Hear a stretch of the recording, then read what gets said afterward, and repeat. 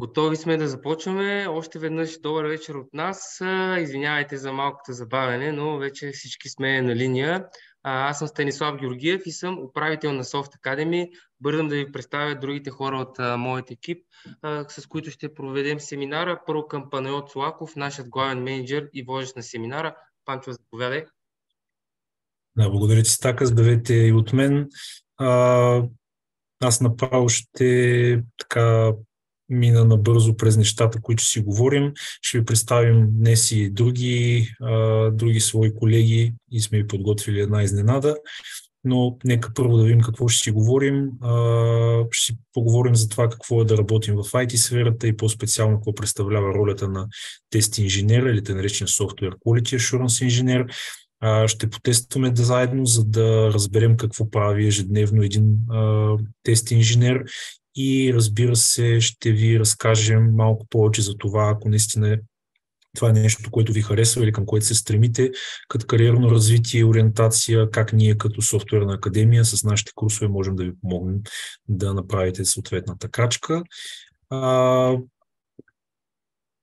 Аз се казвам Панайот Солаков, както разбрахте, и вече над 13-14 години работя в сферата на Quality Assurance. Под различни роли, по-настоящем съм лид и менеджер, съответно и част от екипа на Soft Academy вече повече от 5 години, като наистина освен преподавателската дейност, имам и удоволствието да се занимавам с организацията и програмата на курсовете по софтуерно тестване и автоматизация. И така, в тази си роля ще се радвам тази вечер да ви представя нашата професия, какво представлява Software Quality Assurance и какво е, защо може би и на вас да ви хареса. Колегата Станислав вече се представи. Имаме още един колега от екипа, който след малко също ще ви представим и от нашите преподаватели, но преди това наистина да кажем няколко думи. Първо за самата IT сфера или какво е специфично. Знаете, това не само в България, но и в световен мащаб е една от най-бързо развиващите се сфери. Не само в последните години, но вече повече от десетилетие, тъй като всичко около нас се дигитализира и постоянно има нужда от хора, които да разработват софтуер и не само, както ще видим след малко, тъй като един софтуерен продукт не се прави само от един вид специалисти, е нужно цял екип от специалисти, за да може в крайна сметка да се случи това, което ние като крайни потребители виждаме и ползваме. Но ако си говорим какво е характерно за нашата среда, чисто в България, за начало това е среда с много възможности, бих казал аз. На българския пазар оперират вече много компании, както големи, международни и български такива, така и малки стартъпи. Има така също голямо разнообразие от те наречените домейни или сферата, в която оперират чисто като видове продукти тези софтуерни компании. Има такива, които се занимават със свои собствени проекти и продукти. Има такива, които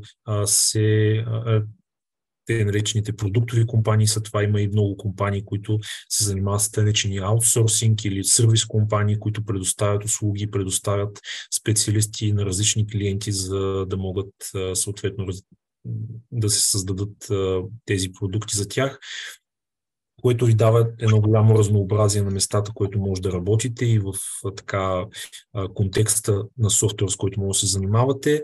Но като цяло това е, наистина пак казвам, среда с много възможности. На първо място за развитие, за това да трупате знания, да учите, бих казал, до живот. Т.е. рядко в тази сфера можете да знаете дори малка част от всичко, което има като знания.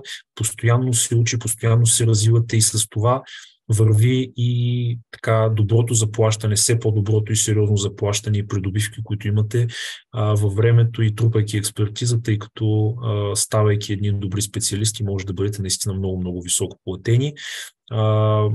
Отделно са неща като факта, че работите, които не са много важни, факта, че работите в повечето случаи с интелигентни хора поради чистото естество на работата, хората са готини, екипите са готини, компаниите отделят доста внимание на това да развиват се, така да поддържат добра среда на работа, поради простата причина, че знаят колко е важно това, за да може хора, които работят с главата си, така трябва да бъдат креативни, да предоставят необходимите резултати.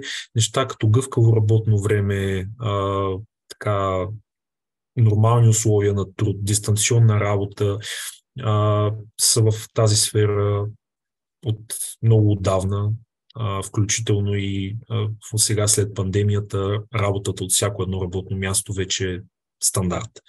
Така че това бих казал аз с няколко думи, което е характерно за нашата сфера. И пак казвам, има много роли, които са нужни, за да може един софтуерен продукт да се разработи. Тоест има и много възможности да вземете различни роли, работейки в една IT фирма. Като всички знаем за така може би основополагащата роля, това е тази на програмистите, защото те са хората, които създават от нищото самите софтуерни продукти и пишат кода. Но освен програмисти, има още много други типове специалисти, които са нужда да се създаде един софтуер. Тук говорим за project менеджери, за DevOps специалисти, application специалисти, security специалисти, архитекти, много различни видове роли, за да може цялото нещо да види бял свят. Но наред с програмистите, може би най-така разпространената, най-многобройна е така многобройни са тъй наречените Quality Assurance инженери, или това сме хората, които тестваме софтуер. Quality Assurance, знаете, подсигуряване, проверка на качеството, най-грубо казано на български. Какво представлява в най-чистата си есенция тази професия? Нормално, знаете, всяко нещо, което се създава, в случая кода, който се пише, е свързан с допускане на човешки грешки. И това е напълно нормално, особено в работата на програмистите, създаването на софтуер, където говорим за изключително голяма сложност, по-голямата част от случаите за милиони редове код, сложна логика, много различни системи, които трябва да се познават и да се работи с тях. И всичко това предопределя, че се допускат постоянно грешки. Тези грешки в софтуера често водят до те наречените дефекти или бъгове, както им казваме нагалено. И всъщност тези бъгове, и всеки един от вас е виждал, когато е ползвал един софтуер като крайен потребител. Разликата е там обаче, че бъговете могат да бъдат много така невинни, да кажем някакви цветове, които не са подходящи, или думички, които е допусната правописна грешка, да кажем, но могат да бъдат много неприятни, сериозни, да костват много сериозни суми пари, могат да костват репутация на фирмите, много често се случва. И за жалост не рядко да водят и така, когато говорим за по-критичен софтуер, да водят и до загуба на човешки животи. Пак защото софтуер е абсолютно навсякъде вече. И поради тази причина всяка една компания инвестира немалко ресурс и търси да наеме достатъчно много специалисти, които се занимават с софтуерно тестване, или хора, които специализират в това как да тестват софтуера, какво и как да тестват, за да може да открият тези проблеми, тези грешки предварително, преди софтуера да отиде към крайния потребител, за да могат те да бъдат оправени своевременно. Именно затова това е толкова ключова и важна длъжност. Именно поради тези причини, които тук що си говорихме, няма компания сериозна в наши дни, която да може да си позволи да няма при себе си достатъчно много и качествени специалисти по тестване на софтуер. Независимо как се наричат те, независимо каква формална роля изпълняват в рамките на компанията, такива специалисти винаги от тях има нужда. Именно за това има толкова голямо търсене не само на програмисти на други роли, но и на софтуерни тестери, наречените Quality Assurance специалисти. Няколко думи за това какво е характерно за софтуерното тестване като професия. От една страна, нашата професия е свързана с постоянна работа с нови технологии. поради простата причина, че ние сме първите така, заедно с програмистите, които се докосват до новите продукти, до новите инструменти, технологии, езици и така нататък, чрез които се създава софтуера, но и защото софтуера е много различен и се пише на различни технологии по различен начин, в зависимост от това за какво се ползва. Да кажем, по един начин е с едни технологии написан софтуера, който е на лаптопа ви, спрямо софтуера, който е, да кажем, в колата ви или софтуера, който е в климатика ви. Всички тези софтуери се пишат с различни технологии и съответно, когато ги тестваме, тези неща трябва да ги знаем или трябва да ги научим, защото това предопределя как и какво ще тестваме, за да тестваме адекватно. Друго важно нещо са те наречените аспекти на качеството, или може да си представите, че за да може да бъде качествен един продукт, то освен да изпълнява своите основни функции, обикновено очакваме, че ще ги изпълнява по конкретен начин. Например, очакваме, че така всяка апликация, програма, която отворим или веб страница, ще зарежда бързо, няма да ни кара да чакаме, няма да крашва. Няма лесно някой да може да ни открадне юзернейма и паролата или пък да достъпи наши данни без да се аутентикира и да мине през някакви security проверки. Очакваме, че софтуерът ще бъде лесен за употреба, че ще отговаря някакви стандарти и така нататък и така нататък. Много неща свързани точно с качествените аспекти на един софтуер. Нали, изброихме бързодействие, сходимост, security и така нататък, нали, да не ги изброявам, които всъщност всяко едно от тях се тества, има различен начин на тестване, различни инструменти, с които се тества, различни подходи се използват, тъй като целите на тестването са различни. Съответно и някои от тези сфери на тестването, аспекти на качеството и съответното тестване, което трябва да направите, е свързано с трупане на сериозна експертиза и може да станете много тесни специалисти, които с години да специализират точно в една конкретна насока. Пак казвам, безкрайно е буквално, като неща, които може да научите, като разнообразие, което може да имате буквално на ежедневна база. И не на последно място по важност е, че нашата професия е доста характерна с така много широкия си поглед върху целия процес на разработка на софтуера, защото тестването и те наречения Quality Assurance реално съпътстват всичко, включително и процеса на разработка, технологиите, инструментите, самите продукти и необщо казано, освен техническите умения, които трябва да имате от една страна, за да сте достатъчно близо до програмистите и до технологиите, за да можете адекватно да ги тествате и да намирате проблемите и да работите на по-ниско ниво с софтуера. По същия начин, един Quality Assurance специалист трябва да опитва да бъде максимално близо и до клиента, до продакт специалистите, до хората, които определят какво точно трябва да бъде направено, какви са бизнес изискванията, така че да разбира достатъчно много и от двата свята, и да може да направи връзката помежду им, поставяйки се в крайна сметка на място на специалиста, който цялото това нещо трябва да си го представи, за да може да го тества, да даде адекватни препоръки, да може да измери качеството, което е основната част от нашата дейност. И това е свързано с много soft skills, както им казваме, или меки умения. Тук говорим за много комуникация на много различни нива, говорим за презентационни умения, за аналитични способности, внимание към детайла, презентационни умения. Всички тези неща са много важни в нашата професия, паралелно с техническите умения, което прави много разнообразна, креативна и динамична нашата професия и съответно я прави също и подходяща за хора, които не е задължително да бъдат изцяло технически ориентирани, въпреки че ще трябва да надграждате в тази сфера. Много голяма част от вашата работа ще бъде свързана и с, както казах, с soft skills-овете, които вие пренасите или си имате, или ги пренасите от други професии и това ви помага. Толкова на теория. Сега бих искал да ви покажа какво всъщност правят тестовите инженери почти всеки ден като типове активности, с какво е свързан процеса на софтуерно тестване.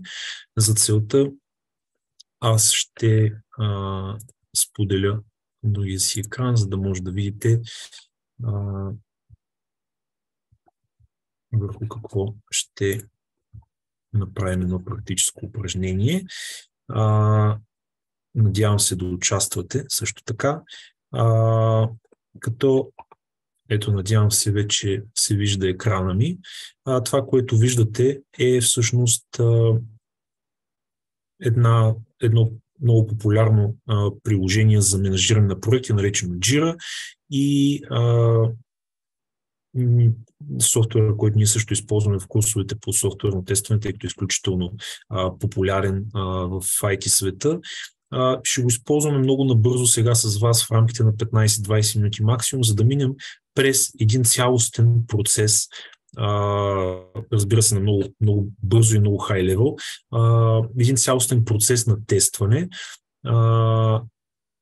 като за целта ще използваме един реален проект, който се нарича MyQuickPulse. Ето виждате тук, или това ще бъде проект за разработка, съответно ние ще сме в ролята на тестови екип.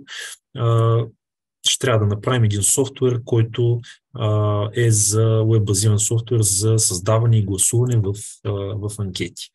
Като съответно виждате на екрана, това са най-общо казано различните изисквания, на които софтуера трябва да отговаря, които така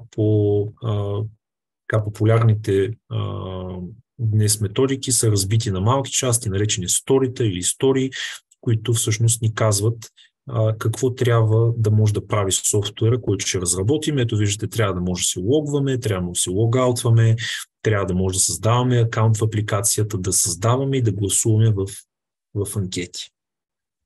Като за да сме максимално бързи, понеже предполагам това е нещо, което ви е познато на вас, съм подбрал да разгледаме първото story или първото изискване, което казва, че юзера трябва да може да се логва, използвайки юзернейм или имейл.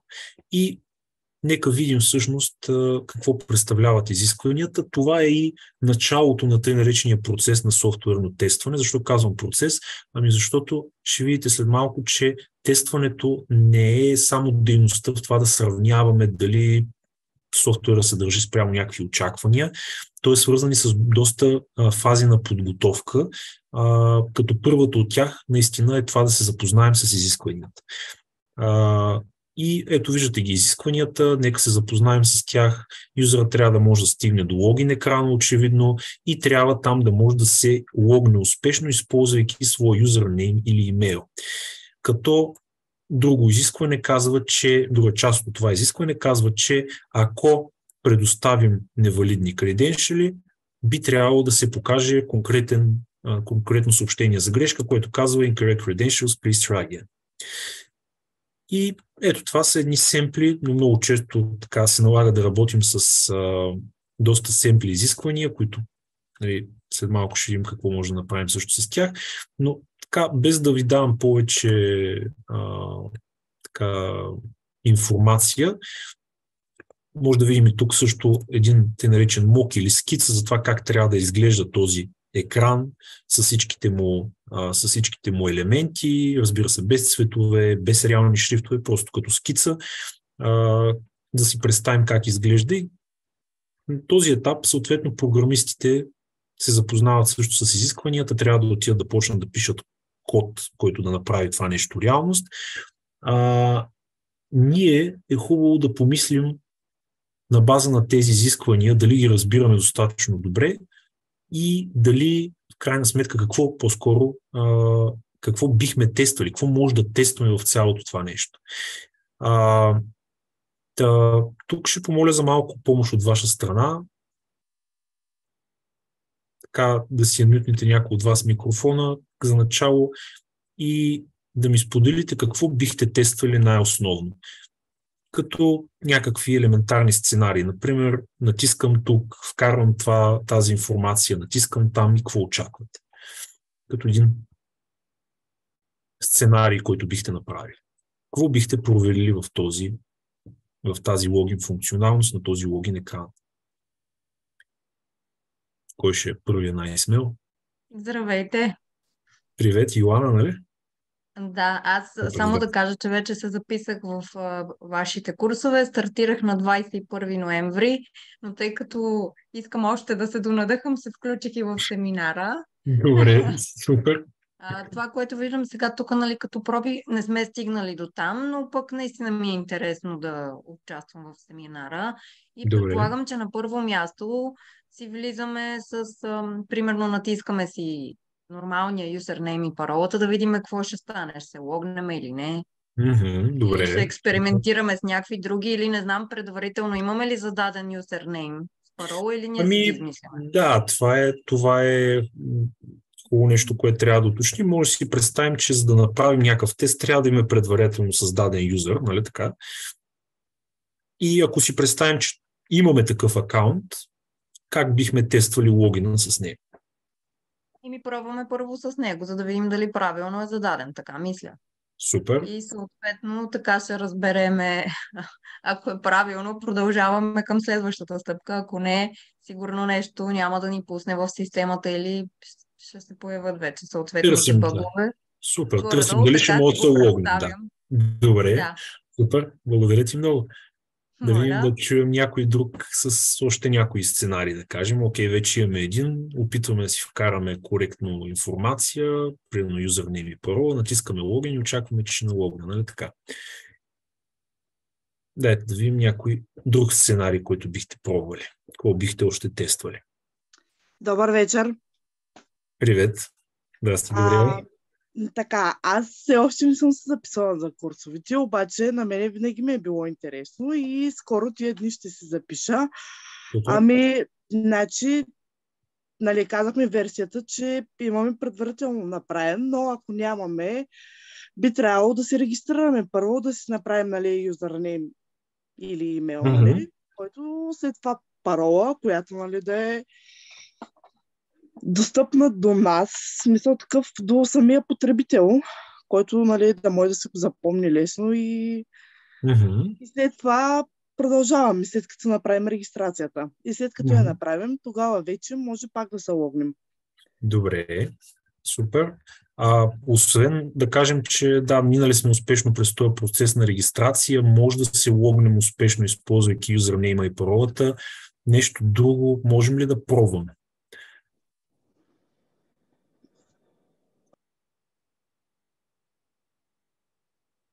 Айде някой друг да се включи, ако има желание. Сигурен съм, че може да измислите още сценарии или още неща, които да проверите.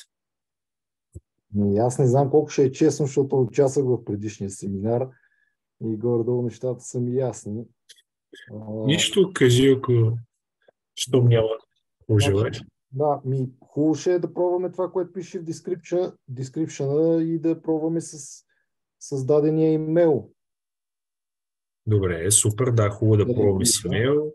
Какво ще имахме в description, ето вижте тук. Това да пробваме един негативен сценарий, да видим дали ще извади тази грешка. Супер, как бихме го така, стигнали до този негативен сценарий, как бихме го симулирали?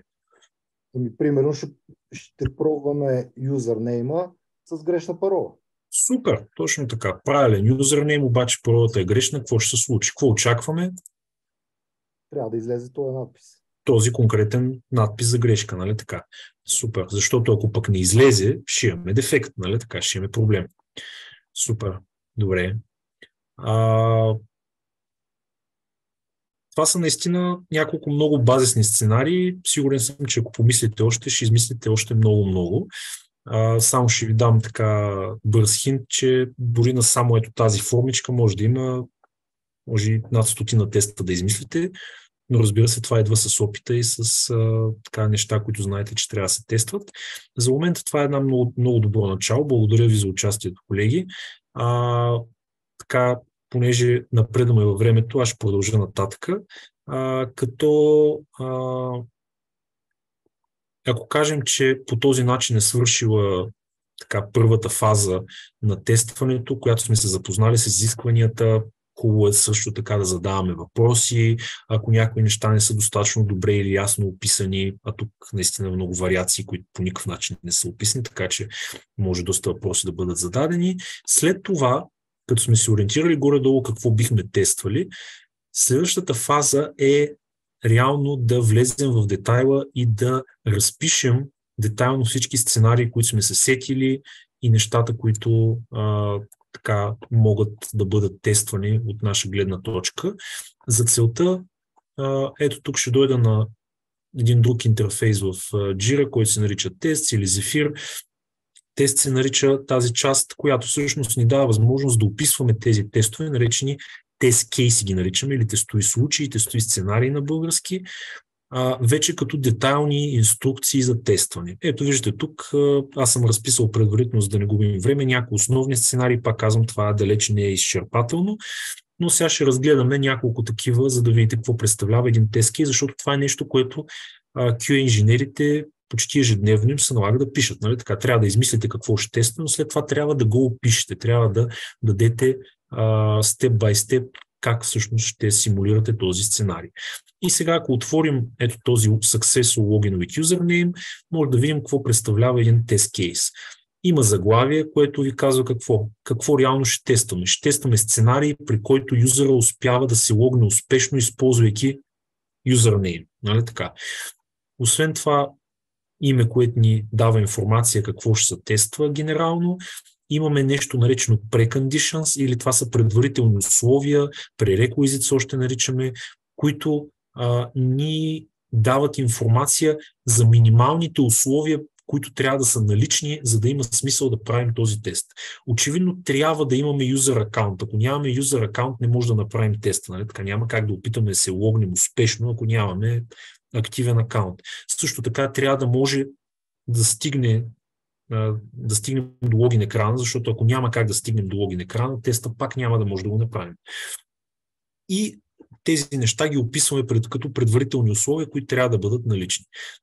Има и други атрибути, които няма да се спирам в момента, тъй като трябва да се движим бързо, но най-важната част, може би, от един тест кейс са неговите стъпки, или както виждате тук е тест скрипт в този интерфейс написано. Това са конкретните стъпки с действия и очакван резултат от тези едно или повече действия, които реално са подробните инструкции как да стигнем до ситуациите, които искаме да проверим. В случая, ето виждате, първата стъпка казва: введи си валиден юзернейм и парола, натисни логин бутона и виж резултатите. Вижте, стъпка по стъпка направи това, натисни, вкарай еди какъв си инпут в полетата и така. И очаквания резултат, виждате, юзера е заведен до някакъв viewpulse екран. Следващата стъпка казва: виж провери навигационния панел, след като си стигнал вече до тук. Той казва: трябва да има профилен бутон. Ако кликни на профилния бутон, трябва да бъде показан юзернейма, с който си се логнал, трябва да бъде показан в дропдауна, който ще излезе на страницата. Така че виждате, ето един тест, който тества този сценарий, но има 3 проверки, които всъщност показват дали юзера е логнат. За да може да стигнем до тези проверки да ги направим, трябва да изпълним някакви действия. Ето виждате, това представлява една стъпка. Действия и очакван резултат. Това са нашите проверки. И виждате в средата нещо наречено тест data, или тук можем да оставим, когато пишем теста, да кажем, правим си един потребител, който да бъде готов после за този тест, и го оставяме неговите креденшали, или ето юзернейм, имейл и парола, за да може, когато дойде време да изпълняваме теста, директно може да използваме тези креденшали и да не се занимаваме първо да опитваме да създаваме юзер и така нататък. Това представлява един тест кейс, най-общо казано, и виждате, че има различни сценарии, които се сещате, ги разписвате в тест кейси. Ето, примерно, вижте, както казахте, логване с имейл, позволени, непозволени символи, граници на нещата, които може да вкарате, ограничения, валидации с грешни, с липсващи креденшали и така нататък, различни типове сценарии и проверки, които може да направите. Тази фаза на разписване на тези сценарии се нарича тест дизайн най-често, и това е момента, в който ние, ето виждате, буквално описваме стъпка по стъпка всички ситуации, които искаме да пробваме, и очаквани резултат от всяка една от тях. Тази фаза завършва след като ние, ето тук виждате, има едно бутонче Cycles, и изберем кои тестове искаме да изпълняваме, когато дойде време вече да тестваме, и ги подреждаме в един такъв тестови цикъл или тест рън, още се казва, като ето ги всичките са сложени, подготвени за изпълнение. Нали така? Подредени са по приоритет, нещо, което също си говорим доста в курсовете по софтуерно тестване, защото трябва да знаем кое е по-важно от друго. В нашата професия обикновено трябва да приоритизираме добре работата си, защото рядко има време за абсолютно всичко или така трябва да менажираме риска. И виждате, те са подредени по приоритет. Тези тестове и готови за изпълнение. Всички тестове за логина искаме да изпълним като част от тази първа итерация, първи опит да минем през тези тестове, да видим дали всичко работи или ще открием проблеми. С това завършва фазата на тестовия дизайн и подготовка и вече може да преминем към следващата фаза, която е същинското тестване. Виждате, до момента правихме само подготовка. Анализирахме изискванията, задавахме въпроси, след това планирахме на по-високо ниво какво ще тестваме, как ще подходим, какви си неща има да се тестват, кои няма да се тестват. И след това пристъпихме към дизайн и реалното създаване на тест кейси и подбирането им за изпълнение, като стигайки до тук, вече ние наистина сме готови да тестваме, когато програмистите също са готови с вече готовия логин екран.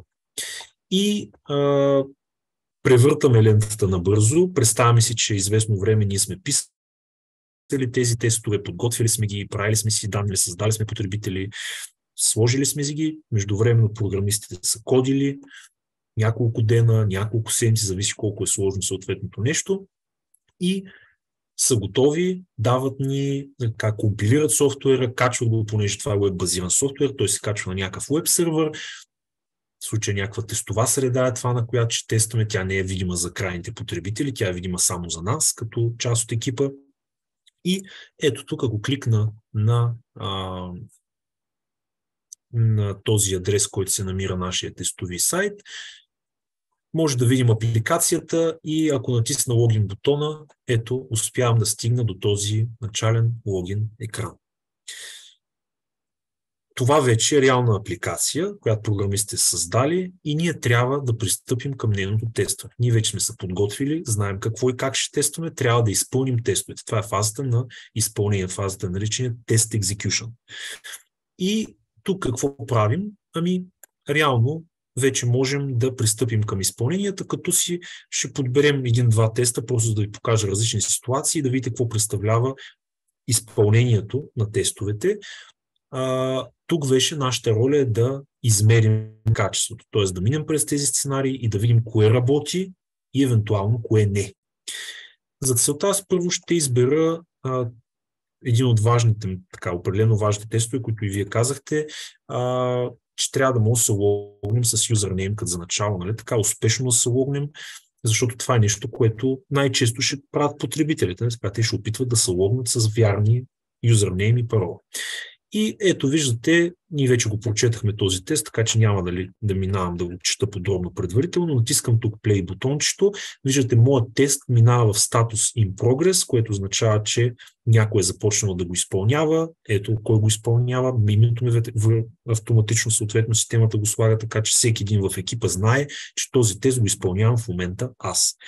И вървим надолу, виждаме preconditions, дали са изпълнени, имаме ли user аккаунт, имаме го, ето тук в test data си го бяхме записали, стигнахме ли до логин екрана, стигнахме. Значи, предварителните условия са изпълнени и може да пристъпим към изпълнението на теста. И започваме с първа стъпка. Тя казва, вкарай валиден юзернейм и парола, натисни логин бутона и виж какво ще се случи. Взимам си юзернейма, ето този тест юзер, отивам на логин екрана, слагам го, взимам си и паролата, копи-пействам я, за да не я сбъркам случайно. Така, слагам я и трябва да натисна логин бутона, натискам го, тук малко автоматични проверки от Chrome и ето виждате, изведнъж ме изкара на този полс екран, да видим какво казва очаквания резултат. Ето вижте expected result, user is redirected to view poll screen.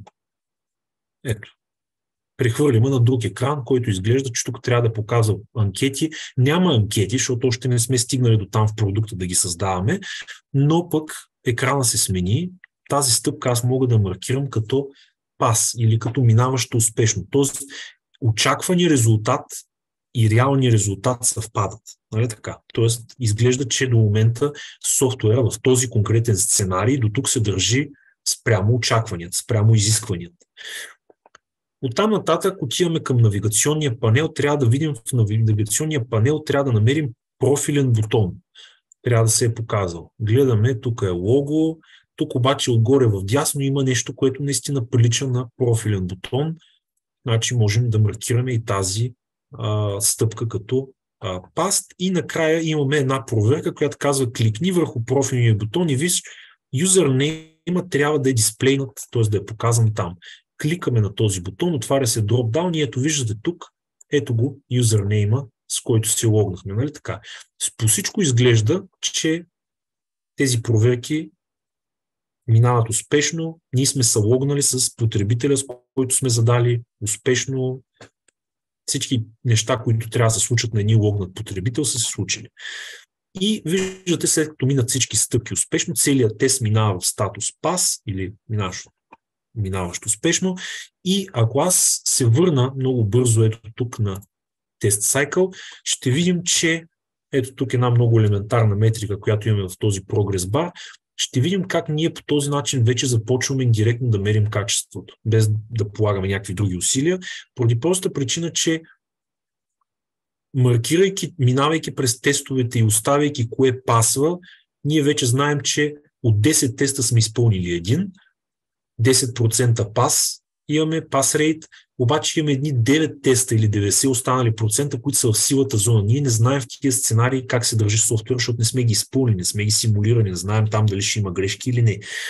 И най-вероятно трябва да продължим изпълнението. Надали в този момент някой би се навил да даде софтуера на крайния потребител, при положение, че 90% от сценариите не знаем как ще се държат. Така че продължавам. Ще подберем още един сценарий, който е логването с имейл. Това също е така прав, позитивен сценарий, в който очакваме, че би трябвало да успешно да можем да се логнем с имейл. Как? Ето пак ще настартирам с бутона. Същите прекондишени, няма да се спирам, нали, пак трябва да имаме акаунт, пак трябва да може да стигнем до логин бутона. Само, че тук вече виждате действието е вкарай валиден имейл и парола, нали? Така, защото симулираме ситуация, в която юзер опитва да се логне с верен имейл и парола, не с юзернейм. Това е друга ситуация и трябва да видим дали тук нещата работят окей. Аз ще се използвам тук, че имаме и логаут, който очевидно работи. Супер, за да се върна на логин екрана и да следвам стъпките. Този път тук трябва да взема вече имейла. Слагам си имейла. Също така трябва да си сложа и паролата. Отново си я слагам. И трябва да натисна, доколкото видях отново логин бутона и същото общо взето да ми се случи. Трябва да се логна успешно. Тискам логин бутона, само че по някаква причина пак ме върна на логин екрана. Ще го пробвам пак. Ето вижте. Взимам си имейла, копи-пействам го, за да няма грешки. Същото прави и с Secret 123, изключително Secure паролата. И натискам логин бутона. Много бързо, може би видяхте, може би не, защото не беше много приятно като изпълнение. Показа се някаква грешка Bad Credentials за една секунда и ни върна на логин екрана. Какво открихме с вас тук-що? Сещате ли се? Кой ще каже какво открихме? Бък, точно така. Браво, точно с аплом, с папс открихме бък, точно така. Слагаме си стъпката на fail, защото очаквания резултат се размина с реалния, с actual резултата и ние наистина с вас намерихме софтуерен бък. Грешка в софтуера, която му пречи да функционира както трябва. Това, което трябва да направим като последна стъпка е да го репортнем. Трябва да го опишем този проблем. Тук ще натиснем Create Issue много набързо, за да направим един бък с вас. Защо? Защото всъщност това, че ние сме го видяли, не означава нищо все още. Ние трябва да го опишем, за да могат и други, в случая програмистите най-малкото, да го възпроизведат. да намерят къде в кода е грешката, да я оправят и съответно по този начин да изчистят този проблем. Репортването или описването на бъга пак ще го направим, използвайки Jira. Тя ще ни служи в случая като бъг тракинг система или място, където да си логваме и да си тракваме, да си следим дефектите, които има в приложението. Много набързо какво има в един бъг, как се описва, защото това също е нещо, което ежедневно правим като Quality Assurance специалисти, описваме проблемите, които намираме. Има някакво заглавие, което трябва да дава яснота какво и къде не е наред. В случая, очевидно в логина не е наред, че юзера не може да се логне, използвайки имейл, нали така.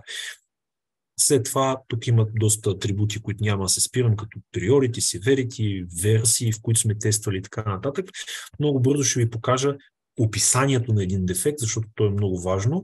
Обикновено имаме няколко неща, които трябва да опишем. Първото е steps to reproduce или стъпки за минималните стъпки, които трябва да следва който и да е, който чете този проблем, този дефект, за да стигне до същия резултат, до същия проблем, който ние сме стигнали. И в случая какво трябва да направи? Ами трябва да стигнем до логин екрана. Така. Трябва да можем да вкараме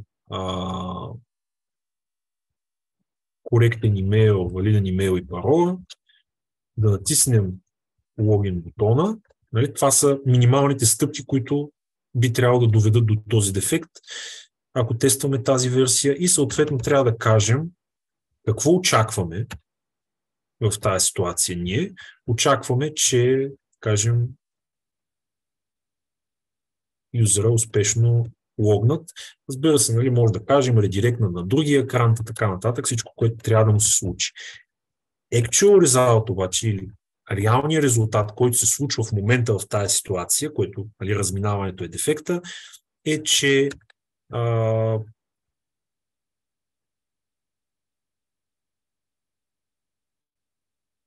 някакво съобщение за грешка Bad Credentials е показано и юзера отива пак на логин екрана. Съответно, тук всякакви неща може да сложим скриншоти, видеа, което е релевантно, цялата информация с какви потребители сме пробвали. Важно е също да кажем, примерно, че сме пробвали с юзернейм и с юзернейм проблем няма, той се случва само с имейл. Също така, може би е хубаво да пробваме с различни имейли, за да видим всъщност, че проблема не е само в този конкретен юзер, ами то е за всички юзери. Нали? Защото ако говорим честно, в момента не го знаем това, без да сме правили такива допълнителни действия и проби, за да видим всъщност да изолираме дефекта и да кажем кога точно се случва и при какви условия. Но в момента нямаме време да го правим. Наистина проблема е свързан с това, че нито един потребител, използвайки имейл, не може да се логне, но всички тези неща ние е хубаво да ги опишем. Това всичко е част от нашата работа. И след което да натиснем Create бутона, като ето виждате, създаде се бъга, и ако отидем отново на нашия борд, нашия беклог или списъка с задачи, които остават в проекта, наред с изискванията, виждаме, че започва да се добавят и дефектите, които сме намерили, които програмистите ще трябва да открият причината в кода, която създава дефекта, и да ги оправят, след което да ни дадат нова версия. Ето вижте, версията тук е 1.0.1, най-вероятно ще имат версия 1.0.2, в който този проблем трябва да е оправен, и ние отново ще трябва да изпълним теста си, нали, да видим, да проверим, че дефекта вече, дали дефекта се случва или не в новата версия. Ако програмистите са успяли да го оправят наистина, вече няма да имаме проблеми. Този тест ще мине успешно, ще пасне и ние ще може да продължим с валидацията на останалите си разновидности, свързани с имейл. Ако обаче не са успели да го оправят качествено, тогава ще трябва да върнем, да преотворим този дефект и процесът да продължи, докато тези проблеми съответно не са оправени. И така, виждате, това затваря цикъла, след който той продължава с следващото изискване, следващите дефекти, следващите проекти, ако щете. Нали? Това е един процес, който постоянно се повтаря. Процес на софтуерно тестване, който започва още с началото на проекта, от изискванията, и върви през всички фази с нещата, които си говорихме като активности, писане на тестове, изпълнението на тези тестове, репортване на резултати, проверка от новите днешния ретест. Има и доста други дейности, които са свързани с това, но това са най-основните и се надявам наистина в това кратко време да сме успели да видим малко по-добра идея с какво е свързана работата и ежедневните дейности на един софтуерен тестър. Пак казвам, на много високо ниво, много набързо, много елементарно и със сигурност не са всички неща, които прави, но най-основните неща. Нали, видяхте кои са. Пак казвам, надявам се да ви било полезно. Аз ще бързам да ви кажа още няколко неща, свързани с това какво е нужно, ако ви харесва да си намерите работа. Нещата, които и в началото споменах. Ще си споделя отново презентацията. Междувременно, ако имате въпроси, пишете спокойно в чата. Колегите съм сигурен, че ще отговорят своевременно или ако останат въпроси, после ще ги адресираме и след края на официалната част. Така да кажем, надявам се, че екранът ми вече се вижда ново. Секунда. Като няколко думи за това, какво е нужно, за да започнете работа като QA. Представяме си, че това е нещо, което вече наистина сте решили или пък ви е станало интересно в момента. Няколко неща са основополагащи. От една страна трябва да знаете какво представлява софтуерното тестване, трябва да имате някакви базисни технически умения, като нещата, които тук що минахме много бързо през тях, трябва да ги разбирате в доста по-сериозен детайл, трябва да можете да пишете тестове, да пишете дефекти, да анализирате изисквания, да правите различни видове тестване. Всичко това е част от базисната ви техническа подготовка, както и някои технологии, важни и основополагащи, които трябва да знаете, да кажем, като бази данни, например, но това са техническата част, нали, там трябва да знаете някакъв обем от информация и разбира се, не на последно място трябва да имате практически опит с това нещо, поне минимален, за да можете да вържете, нали, теорията с практиката. Отделно трябва да имате и някакви базисни познания по английски, защото целият софтуер обикновено е на английски, комуникацията в повечето фирми е на английски. Не е нещо така да трябва да сте native speaker, но така едно базисно ниво, така че да разбирате устно, четимо и писмено, така да може да комуникирате. Цялата трябва да ви софт умения, трябва да сте упорити, освен всичко друго, колкото и банално да звучи. Но така, това, което може би е най-основополагащо, пак казвам, може да прочетете нещата, които са свързани с нашата професия, като всяка една професия, може би вече, може да ги прочетете в интернет. Има безкрайно много, милиони източници, сигурно, книги, статии, видеа и какво ли още не свързано с базните технически формулировки, определения, умения, които ви трябват. Но именно понеже информацията е страшно много а сега навлизате, това прави нещата по-трудни. Като всяко едно нещо в крайна сметка. И другата част е, че без да сте го пипнали реално, без да имате реалните примери, с които да вържете теорията, нещата стават малко размити, особено в началото и по-бавно, в крайна сметка, влизате в сферата и разбирате кое какво значи. Именно тук идваме ние и това е нашата мисия и цел, да можем да ви подготвим за тези неща и да ви дадем тази база,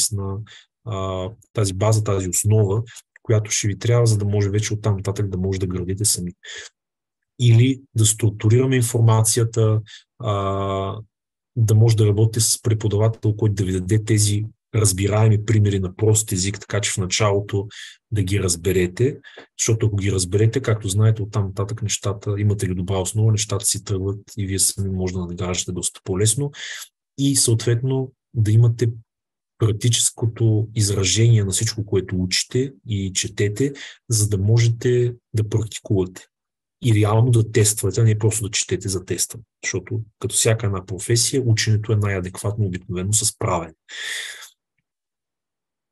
Начина, по който ние подхождаме нещата, които са характерни за нас, от една страна стремим се да работим в малки групи, в рамките на един учебен клас реално, за да може преподавателят да обръща достатъчно внимание на всеки един, да може да отговаря на въпросите, да може да има индивидуален подход, да проверява домашни и така нататък. Така че в рамките на тези 2 месеца и половина, който е курса по софтуерен тест, за който след малко ще ви разкажа няколко думи, да можете достатъчно плътно да работите с преподавателя и да имате обратна връзка за нещата, които правите, там къде се справите, там където най-вече не успявате да се справите достатъчно добре, така че да коригирате проблемите и да си изчистите да добиете един добър тертип на работа. Преподавателите, с които работим, смея да кажа, целият ни екип е изключително големи специалисти, хора, които са вече дългогодишни специалисти в сферата, хора, които или са синьор специалисти, старши специалисти, или са менеджери, или имат много сериозен опит. Като това, бих казал аз, е много до голяма степен свързано и с добавена стойност, защото сигурен съм, че всеки един от вас така е минал през живота си с опитен преподавател, поне един е имал, и знаете колко е важно преподавателя не само да ти разкаже някакви неща или ти мине през някакви слайдове, което може да си го направите така или иначе до голяма степен сами, но да разкаже от своята гледна точка, да даде реални примери, да ви даде малко от живия живот съвети или примери, така че наистина да можете да си вземете максимално и когато отидете да си търсите работа, тези неща да ги знаете. Съответно, като курс, като програма на самия курс по софтуерно тестване, той отново лежи на тази концепция да смеси максимално теорията с практиката или практиката с теорията, защото много често живот и здраве, ако се запишете и започнете курса, ще видите, че понякога дори практиката предхожда теорията, теорията идва за да обясни това, което правите или имате за домашна или имате за упражнение да направите. Целта е наистина да минете през един реален процес с реален проект, през всички фази, през всички техники, през всички видове неща, които трябва да правите и да си обясните теорията, пак казвам, с практиката и практиката, нали, за да може да я правите, да имате теория, която да ви показва в крайна сметка как да направите конкретни неща, как да ги решите, как да решите все по-сложни казуси, с които тези практически упражнения са свързани. Тоест да тествате и да минавате през целия цикъл на софтуерно тестване няколко пъти в рамките на 2 месеца и половина. Това е целта на курса и накрая да имате самочувствието, че седно сте изкарали 2-месечен стаж и тези неща са ви минали наистина няколко пъти през ръцете. Самия, нали, съответно през това време да работите в екипи, поставяме в, нали, максимално симулирана ситуация, да работите в екип, да минавате през всички тези дейности, да минавате през всички тези процеси, така че да работите с инструментите, които са много важни за начало, да ги разбирате, за да можете наистина да имате самочувствието, че знаете тези неща и сте hands-on, както се казва в нашата професия, т.е. вършили сте ги тези дейности. Много бързо за курса по софтуерно тестване като програма, виждате, може да отидете и на сайта ни, там всичко това е описано доста по-подробно, но първата част, или те наречения модул 1, както обичаме да го наричаме, дава основите на софтуерното тестване. Тук са практики, теория, положения, които са общо приети в софтуерното тестване и независимо какви технологии, какви видове проекти тествате, те ще ви вършат работа. Тук са нещата, които говорихме, като цялата фаза на Testing Lifecycle, Development Lifecycle, различни типове и техники на тестване, писане на тест кейси, писане на бъгове, ретестване, регрешен тестване, всички неща, които са свързани и работа с съответните тулове, които са свързани с едно стандартно софтуерно тестване като основа. Оттам нататък в модул 2 вече надграждаме, минаваме към по-техническата част или тук наблягаме на технологии, тестване на различен вид технологии. първо се учим как да тестваме фронтенд, или това е юзер интерфейс частта, технологии като HTML, CSS, правим елементарна автоматизация, използвайки популярни тулове като Selenium.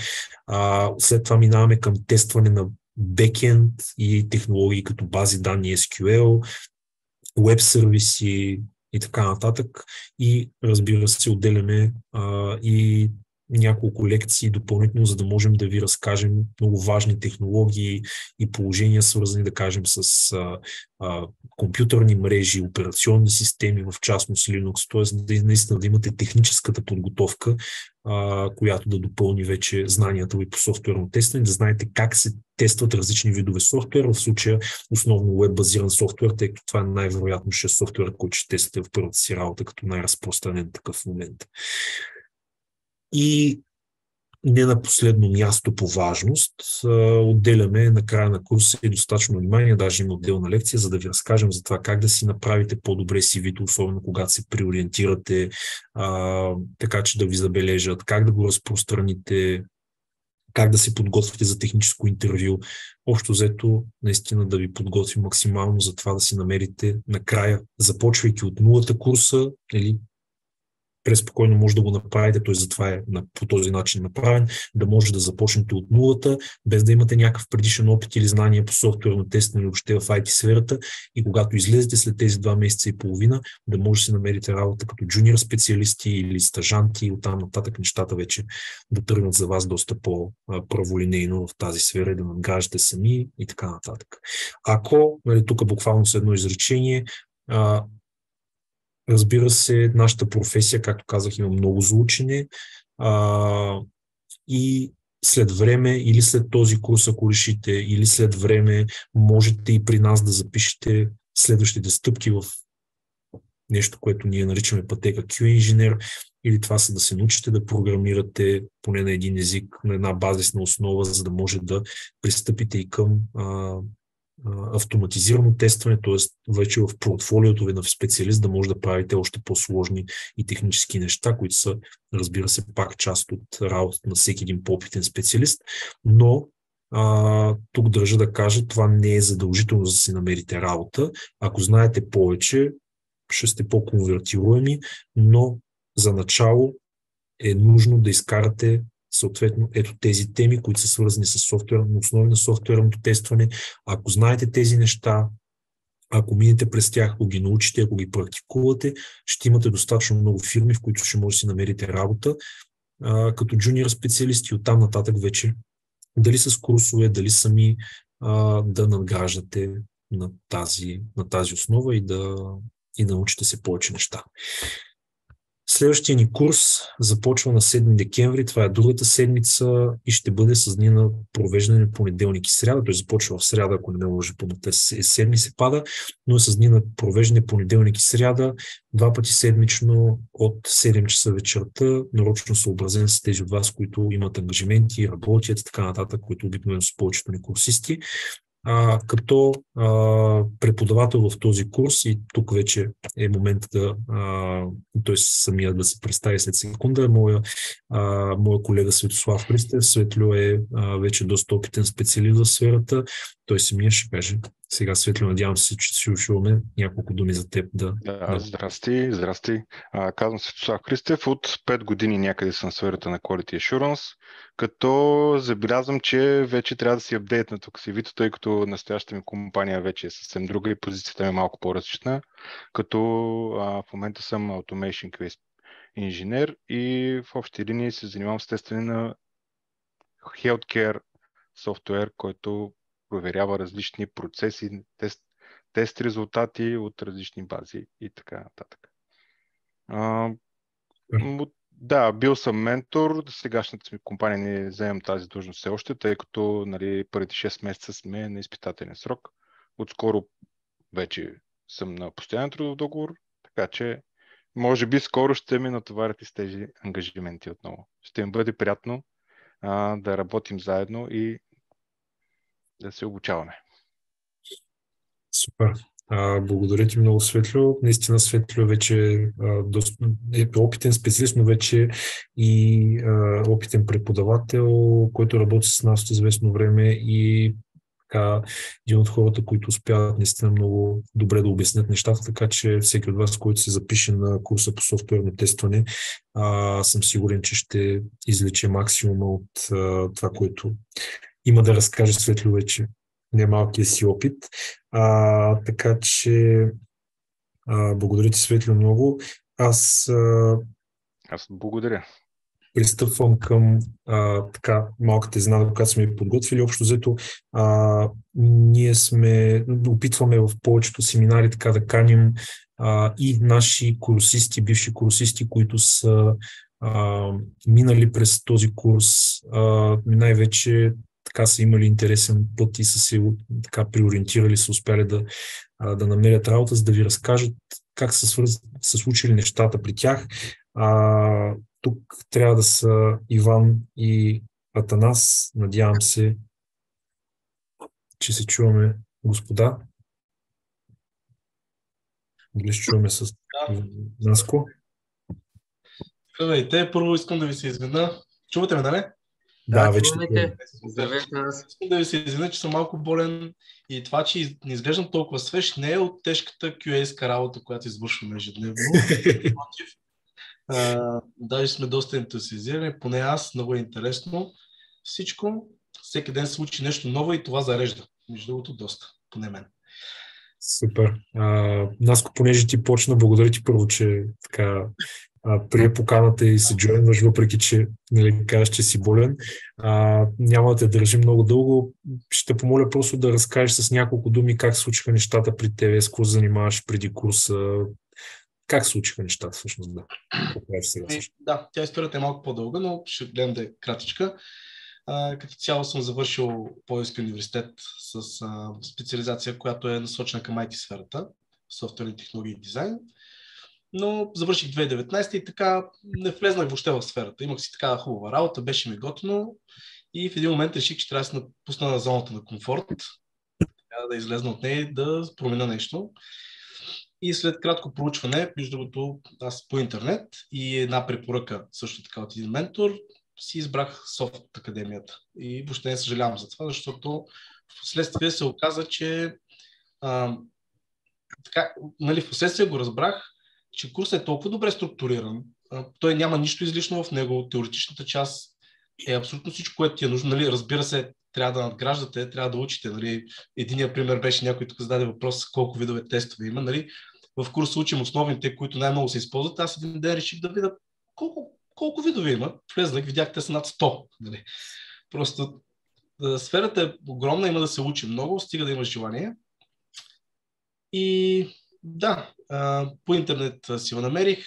Бяхте препоръчени, аз и тогава ви казах, като така в едни от най-добрите в сферата за обучение за Quality Assurance. Бяхте в класацията с други такива академии, на първите места. И така, да. Добре, Атанас, можеш ли споделиш нещо, което според теб се оказа ключово за успеха ти по време на курса и след това при търсенето на работа? Кое според теб беше най-важното за крайния ти успех? То е много комплексно всичко. Не мога да кажа едно. Може би първо на курса ни беше много яко. Ние учихме и се забавлявахме общо взето. Светло е уникален. Всички, които бъдещи негови курсисти... Благодаря. Моля. Давам един съвет, питайте. Питайте го, Светло много обича да го питат. Питайте го, не се страхувайте, че въпросът ви е глупав, няма глупави въпроси, защото 10 човека покрай вас си мълчат, също не питат, защото ги е срам и не смеят. Вие питайте. Да, както казах, комплексно е. Аз не знам как да го обясня. Може би курсът ми беше като един конспект, който аз трябваше да се подготвя за държавен изпит. И държавният ми изпит след това беше интервюто, което между другото е по-тежката част. Искам да им кажа, че след интервюто, когато мине, после вече става готиното. После почвате да учите, вие сте вътре в нещата, не е толкова страшно. Но за да минете това интервю, курсът е точното нещо, което да ви даде стъпките, какво точно да учите. Така мога да го кажа. Това е за теоретичната част. За практичната, в момента работата, която работят, толкова добре е направено, че много доближава на големите IT компании по начина, по който работят. В смисъл, практически вътре по начина, по който се случват нещата. Да, извинявай, се прекъсвам, Атанас, ще стане дума и за това след малко, но както Панчо ви спомена, курсът е така направен, за да симулира практически една реална работна среда. Работата, комуникацията, разпределението на задачи, работата с софтуера, всичко е направено на реални сървъри и сме се опитали да се приближим максимално близко до това, което ви предстои да видите след като започнете работа в сектора. Така бих казал даже, че е надграждан. Да. Даже Ти работиш ли докато караше курса? Не. Не работих, записах го, мисля, май месец, завършихме август. Имах време 1 месец за подготовка и октомври месец, мисля, вече си бях намерил работа. Добре. А тук реферирам въпроса на Дани Иванова в чата, благодарим за което. Тя ни пита колко време приблизително е нужно да се занимавате в къщи извън учебните сесии. Както тя сама се е отговорила, наистина при всеки индивидуално, няма конкретен отговор. Колкото повече време отделите, толкова по-добре, но все пак ще кажа, че курсът е така направен, за да може да го съобразявате, да го съвместявате с работа, с други ангажименти. Често имаме и майки с деца, които посещават курсовете ни. Тоест, ние не очакваме от вас, вие по цял ден, от сутрин до вечер да тествате, да се занимавате с курса. Хубаво е всеки ден, примерно по 1 час или така, още 2-3 дни в рамките на седмицата да си отделите примерно по 2 часа. Но общо взето през повечето дни да имате някаква ангажираност с курса, по-хубаво, по-често, по-малко, отколкото да се опитате за един ден да си свършите цялата работа. Ще имате задачки за домашно, някакви други такива практически задания за вкъщи, така че стига да сте мотивирани, преспокойно може да си го вместите в ежедневието, колкото и сложно да е това. Добре, Атанас, тъй като напредаме с времето, ти ще останеш на линия сега за края на семинара. Между другото, ако някой има въпроси към Атанас, също и към другият ни курсист Иван, който ще представим след малко, пишете в чата, включете си директно с микрофона, те както и ние сме на линия за ваши въпроси. След малко преминаваме и към финалната част на нашия семинар. Атанас, благодаря ти много за приятното включване. Успех ти с така един от сравнително по-новите ни успешно реализирани курсисти, един от наистина хилядите. Добре, натам към Иван. Иван, здравей, на линия ли си? Здравейте, чуваме ли се? Чуваме се, здравей, Иван. Чудесно. И ти разкажи ни малко по-накратко, но все пак важните неща, които желаеш да сподели. С какво се занимаваш преди старта на курса, как попада на нашата академия, последствие как се разви обучението със Светлю и търсенето и намирането на работа. Заповядай. Добре, малко случайно попаднах на курса. Преди това по професия съм строителен инженер и се занимавах с строителство на съоръжения. В общи линии за вашия курс научих от мой много близък приятел, който в последствие той завърши курса, вече успешно се е реализирал. В общи линии ще се опитам да синтезирам нещата, които са ми в главата най-кратко. На първо място мога да кажа, че курсът е много добре структуриран и разглежда основната теория, която е свързана с софтуерното тестване. На второ място и много важен аспект, който вече стана въпрос няколко пъти, е, че курсът е насочен към практическата страна на професията. Това е изключително важно, защото колкото и теория да има, ако няма практика, тази теория остава на вятъра. Придобиват се базови знания по време на курса за основните аспекти на ръчно тестване, автоматично тестване, HTML, CSS и база данни, които просто разгръщат една огромна възможност пред хората за различна работа, която могат след това да вършат и най-вече интересна за тях. И другото нещо, което ми направи много силно впечатление, е, че лекторите са много отворени към курсистите, те са много добри специалисти, познават сферата, познават технологиите и имат желание да помагат. Моят съвет към абсолютно всички е: питайте, защото това е най-важното в тази сфера. Задавате въпроси, получавате отговори и по този начин може да вървите нагоре.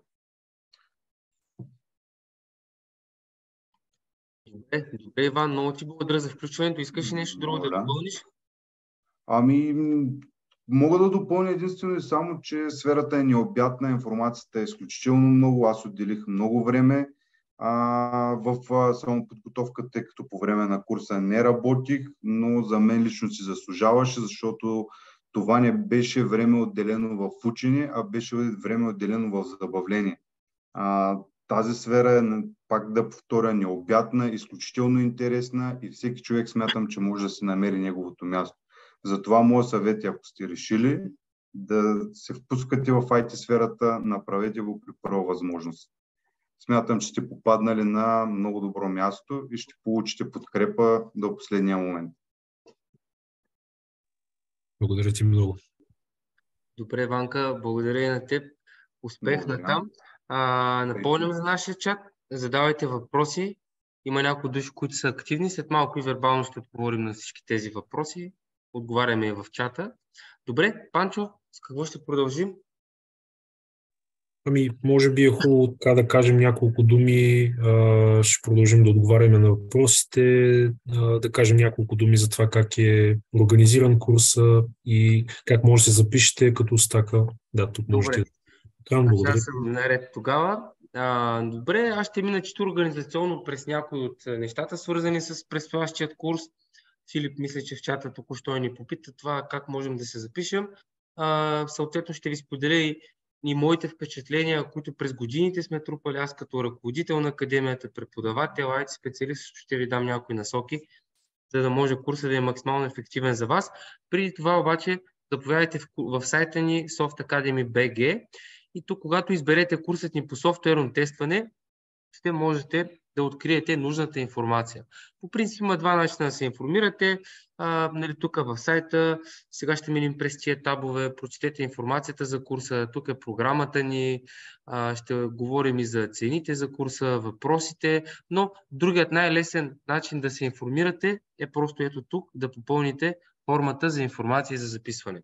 Просто по този начин ще получите цялата информация в един структуриран имейл, като имайте предвид, че попълвайки тази форма, това по никакъв начин не ви гарантира място в групата, не ви задължава по никакъв начин с нищо. Това е просто да получите цялата информация по имейл. Там съответно, при желание да се запишете, ще откриете и нашата сметка, на която трябва да се направи превод на половината от сумата за курса. При това обаче още няколко неща за самия курс. Някои ги споделихме, други не. Курсът е подходящ за напълно начинаещи. Всъщност той не просто е подходящ, а той е проектиран за хора като вас, които идват от различни сфери, които нямат никакъв предишен опит. Имайте предвид, че нашата академия е една от най-старите в България. Вече над 11 години провеждаме обучение и ние винаги сме обучавали само единствено хора, които нямат никакъв опит. Така че цялата програма, практическа част, начин на комуникация, подходът ни към вас, чисто практически, също дори и психологически се основава на това, че вие сте начинаещи. Така че, за да сте успешен в курса, ви трябва просто да имате една добра компютърна грамотност. Това означава да работите напълно свободно и спокойно с компютър, без това нещо да ви притеснява. Не е нужно да владеете някакви по-специални програми, каквито и да са те, просто да може да използвате браузър, да си използвате операционната система, и това е напълно достатъчно. Другото нещо, което е важно, е да имате едно съвсем базово ниво на английски език. Най-вече заради това, че софтуера, който ще използваме, всички менюта в него съответно са на английски език. Ако можете така свободно да си боравите с, да си влезете в някакво меню, да си настроите някакви неща по браузъра, по операционната система, английския ви е на достатъчно добро ниво. Не се притеснявайте, ако не говорите добре, ако от много години не сте комуникирали на английски, ако нямате добро произношение, най-важно е чисто на четимо ниво да не ви притеснява, че ще работим с програми на английски език. Самото преподаване става на български език, от страна на Светлио, и в групата ще сте малка група, колкото един учебен клас, за да може нашият лектор да ви познава персонално, да знае как се справите, да има вашата обратна връзка, да следи прогреса ви и съответно то ще е нещо повече от преподавател, то ще е нещо като ментор за вас. Тоест ще отговаря за цялостния ви път, така да кажем, от старта на курса, обучението, практическата част, подготвянето ви за интервюта. Някои от вас, ако се притеснят след края на курса, ако ги е страх да кандидатстват, той ще ги подпита, нали, по различните канали, за да може да ви подкрепим по време на целият процес от обучението до започването на работа в сектора. Нали така, Светля? Абсолютно, абсолютно. До намирането на работа. Така че, наистина, да, в малки групи ви обучаваме, супер приятно преминават учебните сесии, изцяло неформално. За тях е нужно да имате просто камера и микрофон. Не е нужно през цялото време да сте с камерата, но все пак да имаме някакъв знак, че сте на линия, да участвате, да задавате въпроси.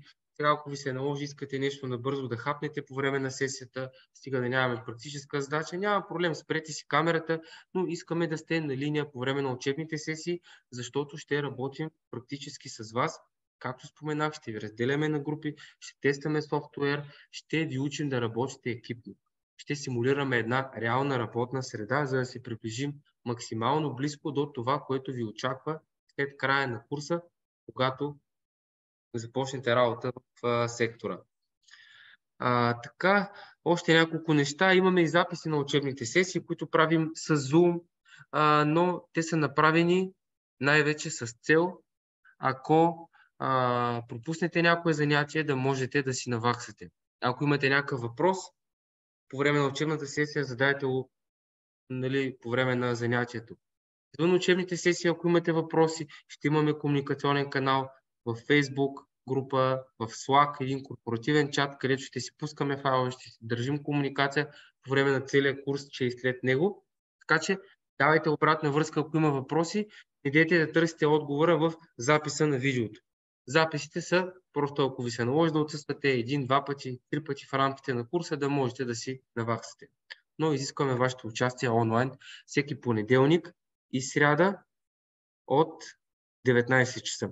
Това ще е новата група от 7-12. Имайте преди, че вече имаме много малко свободни места останали, но все още можете да се включите. Така, след малко ще погледна и към въпросите. Още няколко неща. В края на нашия курс ще получите сертификат от нашата академия. Ето така изглеждат нашите сертификати. Те са доста готини, могат да са ви доста полезни, когато се търсите работа, но винаги държим да сме коректни към вас и да ви кажем в прав текст, че този сертификат не ви задължава, не ви гарантира нищо. За да започнете работа в сектора, е нужно да сте добре подготвен практически по време на нашия курс и да се представите добре на интервю. Това е нашата крайна цел. Да ви подготвим за интервютата. Сертификатът е един документ, че ние сме ви обучавали, но той не ви гарантира нищо. Всъщност, това важи за всеки един сертификат, от всяка една академия. При младши специалисти като вас, каквито и сертификати да ви предлагат, който и да е, с не знам си колко печата, с воден знак, одобрени от не знам си кое министерство, имайте предвид, че хората искат, когато учите на интервю, вие да покажете, че знаете основните техники на тестване, че сте работили с програми за бъгове, за документация, че знаете какво представлява така нареченият Software Development Life Cycle, или това е цикълът на разработка на един софтуер, процеса на работа на целият екип от програмисти, от QA специалисти, който ние ще симулираме в рамките на курса. Хората видят ли, че имате тези знания, нали, те ще ви дадат шанс. За тях е важно да знаят, че вие ще сте адекватни в първите няколко месеца, когато ще ви прикрепят към други по-опитни от вас специалисти, колеги. Те ще ви помагат да влезете в проекта, да се запознаете с нещата и лека по лека да започнете да работите наравно с другите души от екипа.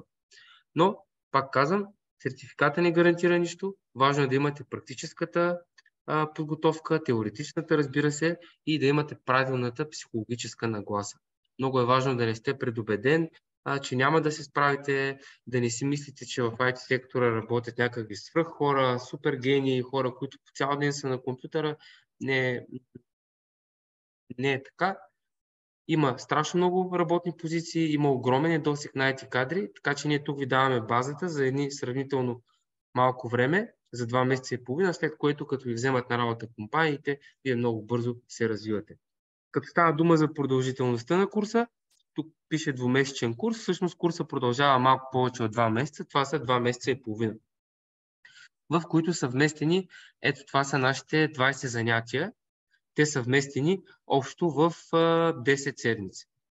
Разбира се, конкретно във вашия случай, тъй като ще влезем в коледно-новогодишните празници, курсът ще продължи малко повече, тъй като по време на официални празници и около тях няма да имаме занятия, но стига да няма празници, обикновено курса завършва точно с 10 поредни седмици, в които понеделник и сряда в случая, понякога курсовете са и вторник и четвъртък, но сега са понеделник и сряда, те провеждате учебните сесии с вашия лектор. Добре, разгледайте програмата, ако ви е интересно. Не е нужно тя да ви говори нещо. Всички тези неща ще ги разискваме, ще ги обясняваме, ще ги практикуваме, но може да ви е интересно. Ето и финалната лекция, в която, както споменахме, ще ви подготвяме за интервюта, ще ви разкажем как протича едно интервю за работа, какво да очаквате, ще ви подготвим с един тест. Този финален тест цели да ви подготви, да видите къде са пропуските ви. Той не определя ти взимаш сертификат, ти не взимаш сертификат. Ние не ви пишем оценки, ние се опитаме да ви подготвим за интервютата. Така че в края на курса ще го направим това нещо. Разбира се, полезни са вече при търсенето на работа. Светло ще ви обясни как да намирате и да разберете, че една обява е подходяща за вас, тъй като и това не е толкова лесно от началото. Да четете обявите, ще ви се струва, че не отговаряте на нито една тези обяви, но всъщност не е нужно да покривате абсолютно всички изисквания, които са описани в обявата. Все пак ще ви обясним как да разбирате, че една обява е подходяща за вас като младши специалист, а не да се хвърляте на такива, които са наистина за хора с сериозен опит. Добре, да кажа и за цената на курса. Курсът струва 2 вноски от по 490 лева. Съответно, първата вноска се дължи преди старта на курса, докато все още имаме свободни места. И реално с нея си запазвате място в групата. Втората финална вноска, отново от 490, се дължи чак, когато навлезем в втората половина на курса, т.е. най-рано един месец след като сме стартирали. Това е крайна сума за целият курс, включва абсолютно всичко, което ви е необходимо, включително и ДДС, включва всички наши учебни, авторски материали, видеозаписите, материалите ни в системата Moodle, която ще използваме за самия курс. Не е нужно да плащате за някакъв софтуер, за някакви акаунти, цялата система е при нас на сървъри и нужно ви е просто компютър и желание за работа. Добре. Мисля, че това бяха една немалка част от нещата, които исках да ви разкажа. Все пак, сега ще погледна и въпросите в чата. Разгледайте я в сайта ни и, както споменах, попълнете формата за информация за записване, просто за да видите повече за нашия курс. И ако искате да се включите, не оставяйте заплащане за последния момент. Имаме останали около 7 свободни места за тази група и след края на семинарите обикновено 3-4 записвания правим на ден. Така че няма много време, курсът започва така или иначе другата седмица. Имаме все още свободни места. Понеже имаше и въпрос по-рано в чата, кога ще са следващите ни групи, ще имаме групи през януари и през февруари, но все още не можем да кажем конкретна дата, но по всяка вероятност ще имаме. Това е най-търсеният ни курс, правим го постоянно. Този курс е дал старт на страшно много хора в IT сектора. Разгледайте сайта ни, тук отгоре имаме графа успешни курсисти. Ето тук ще откриете някои кратки блиц интервюта, много забавни, с една много малка част от нашите успешни курсисти, както и с някои от лекторите ни. Имаме и курсисти като Калина Лесканова, която преди 6-7 години беше наш курсист, сега е и наш преподавател и то с много голям опит. Така че наистина от доста години сме в сектора, правим това нещо. Разгледайте тук, последвайте ни тук в страниците ни, социалните мрежи, Facebook, имаме канал в YouTube, имаме Instagram също, така че следвайте ни там. И разбира се, ако имате каквито и да е въпроси, търсете ни на този телефон. Аз или някой от моите колеги ще ви обърне внимание за безплатна консултация, ще си поговорим, ще ви разкажем всичко за нашите курсове. И така. Добре, нека за момент да паузирам, да видя дали имаме някакви въпроси. Панчо, Светло, имаме някакви въпроси, на които ще отговаряме в чата? Мисля, че няма въпроси, които не са отговорени. Последният въпрос е от Анелия, дали има все още места за сегашната. Да, имаме много малко останали места, до няколко дни ще ги изчерпаме. Добре, нека да си помисля финално дали всичко ви споделих. Разгледайте тук и в сайта ни. Казахме, курсът е дистанционен, може да участвате без значение в кой град живеете. Стига понеделник и сряда да сте на линия. Имаме понякога и българи, които живеят в Европа, които също се включват, понякога дори и в Щатите. Но понеделник и сряда 19 часа българско време. Ако сте на линия, просто можете да участвате в нашия курс. Ако ви се наложи да отсъствате в рамките на курса, няма да е фатално. Стига да е 1-2 занятия, хубаво е да не са поредни, но не е хубаво да изоставате. За тази цел ще имате на разположение и записите от учебните сесии. Казахме, курсът е подходящ за всички. Нали? Имате много голям шанс да започнете работа в сектора, но все пак не всеки успява. Нужно е да сте фокусиран по време на курса, да отделяте време, както споменаха и Светло, и двамата ни успешни курсисти. Нужно е да сте проактивни, да задавате въпроси. Не да се покривате, да се чурите, да се срамувате. Нали? Трябва да имате реална представа за вас, за вашите възможности, къде имате пропуски и да комуникирате добре. Това е много важна част от работа на един QA специалист и не само. Защото в IT сектора трябва да комуникирате добре, защото винаги работата е екипна. Никога няма да се изисква от вас сам да работите по някакъв проект. Винаги ще комуникирате с няколко души, понякога дори с прекалено много. Голяма част от работата ви ще минава дистанционно, така както правим сега семинара и така както ще работим с вас по време на курса. Така че дори от тази гледна точка обучението е много добро, за да ви подготви да комуникирате дистанционно. Нали? Не е нужно през цялото време да работите така, но това е нещо много важно. Добре, момчета, искате да допълните нещо друго? Мисля, че всичко казахме. Може би единствено, ако има някой, който иска да се включи с въпрос. Не се стрема, може и с виц. Точно така. Добре, отново ви напомням, звънете на нашия телефон, за да ви обърнем внимание и ако сте готови, заповядайте. Курсът е сравнително кратък, ще ви даде отговор на въпроса дали бихте желали да работите в IT сектора. При повечето хора това се получава и отговорът е да. Все пак важно е да не се натоварвате с някакви много големи очаквания. В крайна сметка това е един курс за 2 месеца и половина. Ако се колебаете, просто започнете. Ще видите, нещата не са толкова трудни, колкото изглеждат. Има страшно много митове за хората от IT сектора. Нещата изглеждат много сложни отстрани. Нормално, нали? Когато човек няма никаква основа, никаква база, нещата изглеждат много сложни, но тук започваме от нулата и ще ви преведем през всички основни неща и базови познания, практически техники, за да може да работите като младши специалист по софтуерно тестване. Добре, това беше всичко от нас. Благодарим ви за включването, за адекватните въпроси в чата. Благодарим и на нашите успешни курсисти, Наско и Ванката. Момчета, ако желаете вие да споделите нещо, ако не, можем да приключваме с семинара.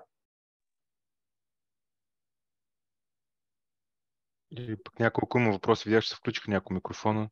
Успех на всички пожелавам и така. Благодаря ти, Атанас. Хубава вечер от нас. Бъдете здрави и до нови срещи. Хубава вечер. Хубава вечер. Успех. Успех.